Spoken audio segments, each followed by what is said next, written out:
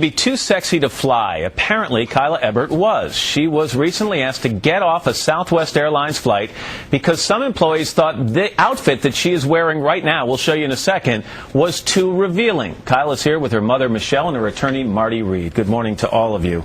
Kyla, we're still trying not to show your outfit. We'll do that in just a second. You get to the airport 2 hours before your flight. You're going from San Diego to Tucson. So you're in the gate area. You've checked in. Did anyone say anything about your outfit? Nothing. Not a bit. Nobody who works for the airline, nobody in the gate area came up and said, hey, young lady, that's too revealing. Nobody. All right, you got on the plane now. The flight attendants had gone through their security announcement and everything. They're about to close the door. Tell me what happened. I'm sitting in my seat, and a gentleman who works for Southwest named Keith approached me, asked me to come with him.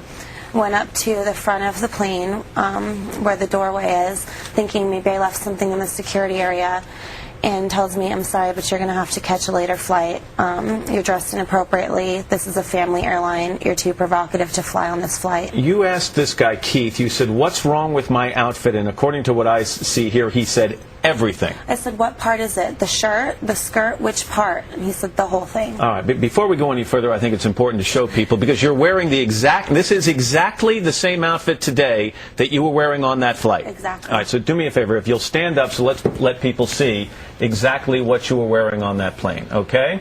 Mm-hmm. So, now that we see it, sit back down. You finally say to this guy, I can't change my outfit. I don't have any suitcases with me. I'm only going for a day trip. What did he say then? He said, well, then you can go to the gift shop and you can buy something to wear there. Until then, you're not flying on this flight. And what'd you say to him? I told him I would hold my sweater closed the entire flight. Well, did you immediately start to say, okay, I'll do it, or did you argue? Did you say, I don't think this is too revealing?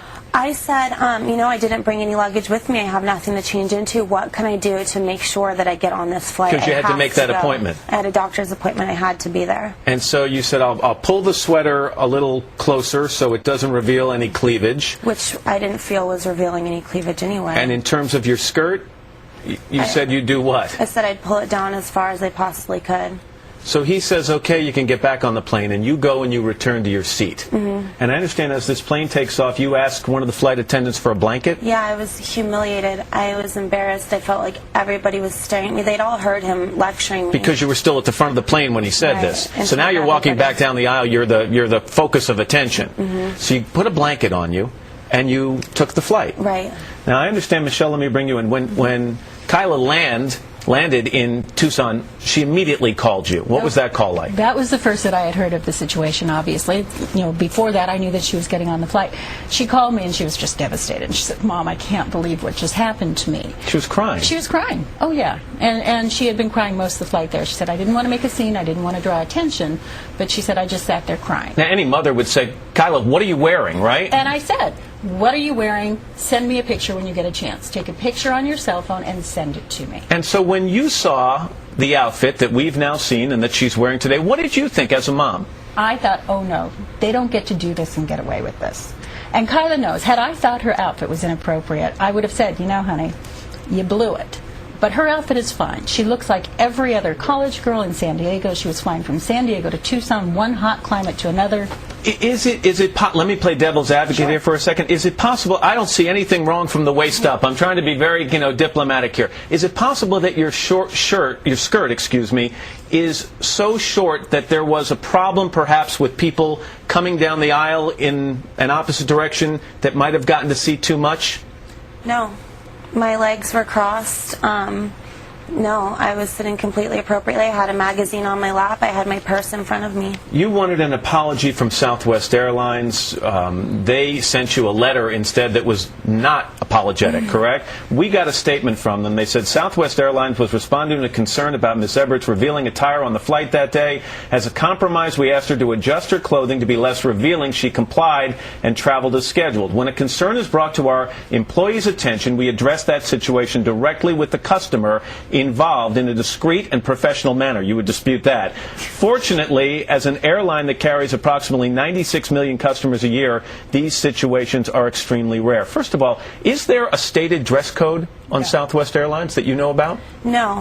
And we actually had the reporter who took my initial interview call Southwest and ask them about their dress code policy. They said, we don't have one. So Marty, will bring you in here briefly. Sure. Legally, did they have a right to do what they did with Kyla? Matt, if Paris Hilton had worn that outfit and boarded that airplane, they would have shown her to her seat and offered her a drink. Here, there is no dress code, so you have to go with offensive, obscene, patently offensive. It doesn't exist. I mean, she's right here. Are you going to sue? Is that what this is about, or is this about bringing attention? We've not made a decision yet. We're considering all the facts and all the circumstances. Two real quick points. You had your appointment in Tucson. You got back on the plane in the same exact outfit. Yeah. And actually got a compliment? I actually was complimented by the stewardess on my return flight. The question I have, though, is if this was such a humiliating, horrible experience, why would you get back on the plane wearing the exact same outfit? In Tucson, why don't you buy a pair of jeans or something? I didn't have time to go anywhere after my doctor's appointment. I had 2 hours in between the time I landed in Tucson and I had to board my flight in San Diego, going back to San Diego.